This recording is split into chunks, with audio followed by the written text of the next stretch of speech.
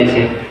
પણ જ્યારે હું સ્થાનિકના આપણા સમાજના ચૂંટાયેલા પ્રતિનિધિઓ જ્યારે ચૂંટણીની અંદર દારૂની રેલમછેલ કરે છે અને દારૂ પાઈને સમાજને ગેરમાર્ગે દોરીને તમે ચૂંટણીનો લાભ લઈ લો છો, ત્યારે તમે સાહેબ તમારો સ્વ બચાવ કેમ કરો છો?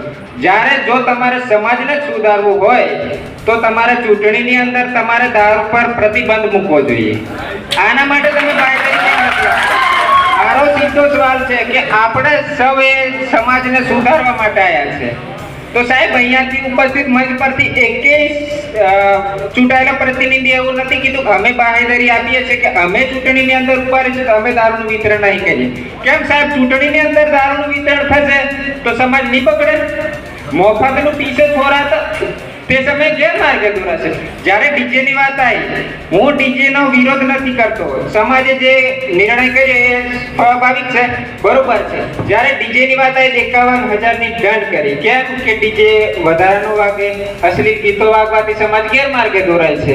તો સાહેબ, ચૂંટણીની અંદર દારૂ પાવામાં આવશે તો સમાજ ગેરમાર્ગે ન દોરાય? આના માટે તમે ડીજે માટે 51,000ની જોગવાઈ કરી છે, તો ચૂંટણીની અંદર કોઈ બી પ્રતિનિધિ કોઈ બી ચૂંટણીની અંદર દારૂ વિતરણ કરતો પકડાશે તેના માટે 10 લાખની જોગવાઈ કરો છે। આના માટે જો તમે સંમત હોય તો હું તમને સાચા સમાજ સેવક માનીશ। આના માટે પહેલી ખરાઈ કરવી પડશે, બાકી હું આ બિલ તમે જો સમાજનું પાસ કરશો એ મેં ગ્રાહ્ય રાખું નહીં, મારા મંતવ્ય।